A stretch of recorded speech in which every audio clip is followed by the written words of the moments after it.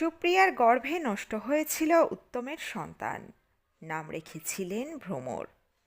সুপ্রিয়ার প্রতি এতটাই নির্ভর ছিলেন যে তিনি সমস্ত সুখের চাবিকাঠি জমা রেখেছিলেন সুপ্রিয়ার কাছেই। কিন্তু সব সুখ কি আর চাইলেই পাওয়া যায়? না, যায় না। কারণ বিধাতার লেখা কেউই মুছতে পারে না। বিস্তারিত থাকছে এই প্রতিবেদনে। বন্ধুরা, চ্যানেলে নতুন হলে চ্যানেলটি সাবস্ক্রাইব করে রাখতে পারেন ও ভিডিওটি শেয়ার করতে পারেন।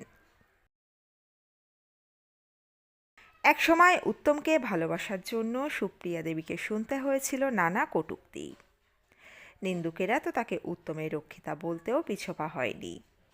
তবে সুপ্রিয়া চৌধুরী কখনো এসবে পাত্তা দেননি, কারণ উত্তমের প্রতি তার ভালোবাসার টান ছিল এসব থেকে অনেক ঊর্ধ্বে। তাই হয়তো সব নিন্দা চর্চাকে সরিয়ে উত্তমের প্রতি তার ভালোবাসা উজাড় করেছিলেন সুপ্রিয়া। উত্তমও তাই। সুপ্রিয়ার প্রতি এতটাই নির্ভর ছিলেন যে তিনি সমস্ত সুখের চাবিকাঠি জমা রেখেছিলেন সুপ্রিয়ার কাছেই। কিন্তু সব সুখ কি আর চাইলেই পাওয়া যায়? না, কারণ বিধাতার লেখা কেউই মুছতে পারে না। ঠিক যেমন পারেননি মহানায়ক উত্তম এবং কিংবদন্তি অভিনেত্রী সুপ্রিয়া চৌধুরী। তাই তো অনেক স্বাদ থাকলেও উত্তমের সন্তানের মা হওয়া হয়নি সুপ্রিয়ার। এমনকি সন্তানের নাম ঠিক করে নিয়েও সেই নাম অন্তরের এক কোণে লুকিয়ে ফেলতে হয়, কারণ সুপ্রিয়ার গর্ভেই নষ্ট হয় উত্তমের সন্তান। সুপ্রিয়া ও উত্তমের প্রেম বরাবরই ছিল চর্চায়। যেদিন রাতে ভবানীপুরের বাড়ি ছেড়ে স্ত্রী গৌরী দেবীকে ছেড়ে উত্তম এসে দাঁড়িয়েছিলেন সুপ্রিয়ার বাড়ির দরজায়, সেদিন সুপ্রিয়ার বুকের মাঝে আতঙ্কের ঝড় বয়ে গিয়েছিল। কিন্তু উত্তম যখন তাকে বলেছিলেন, তোমার কাছে একটু শান্তির খোঁজে এলাম বেনু, সুপ্রিয়া আর একটিও প্রশ্ন করেননি মহানায়ককে। কাছে টেনে নিয়েছিলেন উত্তমকে। সুপ্রিয়া জানতেন এই সম্পর্ক নিয়ে নানা কটূক্তি শুনতে হবে তাঁকে।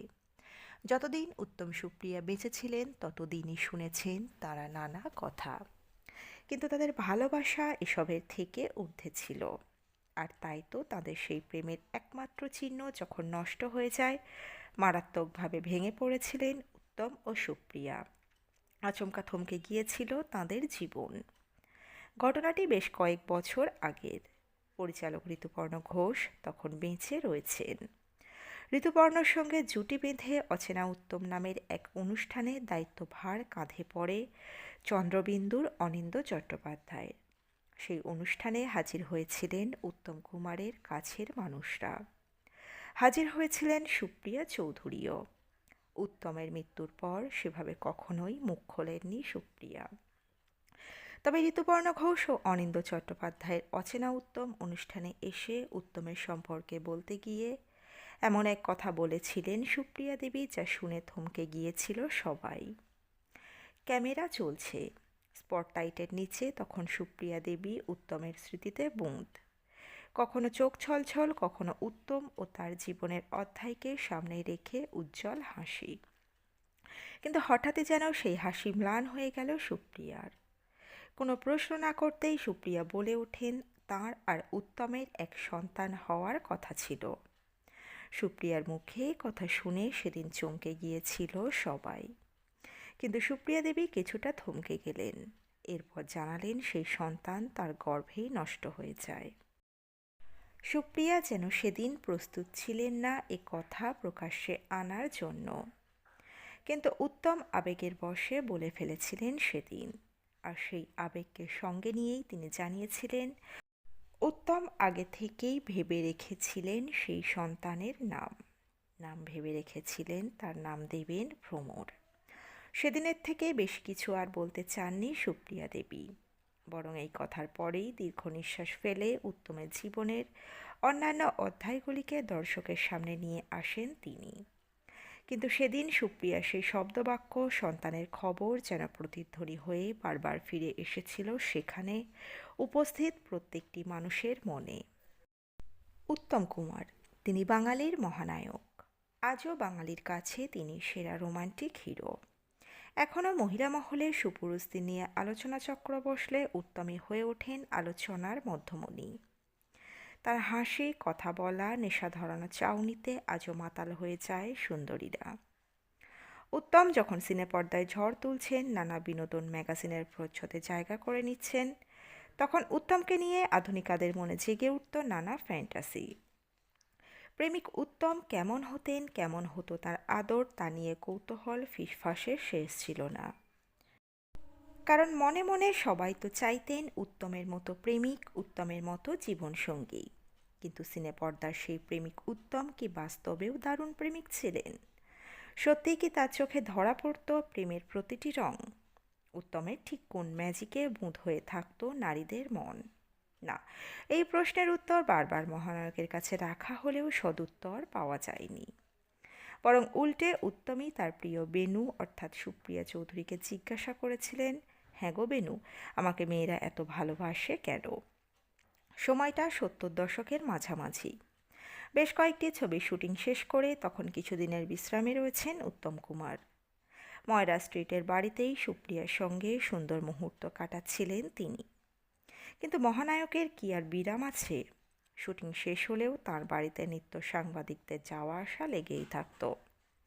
ঠিক এই সময়ই এক সাংবাদিকের সঙ্গে আলাপচারিতায় সাংবাদিকের সামনেই সুপ্রিয়াকে প্রশ্ন করেছিলেন উত্তম কুমার। সুপ্রিয়ার কাছে জানতে চেয়েছিলেন কেন উত্তমকে এত ভালোবাসে মেয়েরা। উত্তমের প্রশ্নে প্রথমে কিছুটা হতবাক হলেও পরে অবশ্য হেসে ফেলেছিলেন বেনু অর্থাৎ সুপ্রিয়া দেবী। পরে উত্তমের হাতে হাত রেখে স্পষ্ট বলেন, কারণ তুমি ডেঞ্জারাসলি হ্যান্ডসাম। মেয়েরা ভালোবাসে ভালো মানুষ, নির্ভরযোগ্য স্বামী আর বিপজ্জনক সুন্দর প্রেমিক। এই সবই তোমার মধ্যে দেখেছে সবাই। আর এই কারণেই তো আমিও তোমার প্রেমে নিজেকে মেলে ধরেছি। সুপ্রিয়ার এমন কথায় সেদিন উত্তমও হেসে ফেলেছিলেন। সাংবাদিককে বলেছিলেন, তাহলে এসবে নিশ্চয়ই আমার কোনো দোষ নেই। আমি উত্তম, আমি তো এরকমই। উত্তম সুপ্রিয়ার এই সম্পর্ক নিয়ে কি মত ছিল সুপ্রিয়া দেবীর একমাত্র কন্যা সোমার? সোমা সংবাদ মাধ্যমকে জানিয়েছিলেন, আমার বয়স তখন 7-8 বছর। একদিন জানতে পারি উত্তম কুমারের সঙ্গে মা অর্থাৎ সুপ্রিয়া দেবীর সম্পর্ক আছে। খুব ছোট ছিলাম তো, সেরকম কোনো প্রতিক্রিয়া ছিল না আমার। তার উপর আমি বোর্ডিং স্কুলে পড়তাম। তবে এটুকু বলতে পারি, আমি মায়ের খুব বাধ্য মেয়ে ছিলাম। তিনি আমাকে যা বলতেন আমি তাই শুনতাম। মায়ের জীবনের একটা অধ্যায় ছিল যেটা মা যাতে ভালো থাকে সেটাই আমার প্রধান দেখার বিষয় ছিল। ফলে মায়ের উপর সবটা ছেড়ে দিয়েছিলাম আমি। ওদের সম্পর্ক নিয়ে কোনো দিন নিজের মতামত প্রকাশ করিনি। উত্তম কুমারকে দেখে আমার বরাবরই মনে হয়েছিল মায়ের উপর তিনি ভীষণ নির্ভরশীল। মাই তার সব দেখভাল করতেন। মা অনেক কিছু করেছিলেন উত্তম কুমারের জন্য। অনেক আত্মত্যাগ ছিল মায়ের। উত্তম কুমারের সাফল্যের পিছনে সুপ্রিয়া দেবী ছিলেন স্তম্ভ। এতগুলো বছর পর এই সত্যিটা আমাকে বলতেই হবে। মা ওনাকে অনেক কিছু শিখিয়েছিলেন। মৃত্যুর কিছুদিন আগে বাবি বলেছিলেন, তোর মায়ের সঙ্গে আমার বোধহয় আর দেখা হলো না। মাকে তো অনেক কথা বলেছেন অনেকে সারা জীবন, কিন্তু মা নিজেকে চিনতেন আর আমি মাকে চিনতাম। এমনটাই জানিয়েছিলেন উত্তম কন্যা সোমা। তো বন্ধুরা, এই প্রতিবেদনে ছিল এতটুকুই। দ্রুত ফিরে আসছি এরকমই নতুন কোনো প্রতিবেদন নিয়ে। অজানা গল্প চ্যানেলের সঙ্গে থাকার জন্য সকল দর্শক বন্ধুকে অসংখ্য ধন্যবাদ। দেখতে থাকুন, চোখ রাখুন আমাদের অজানা গল্প চ্যানেলে।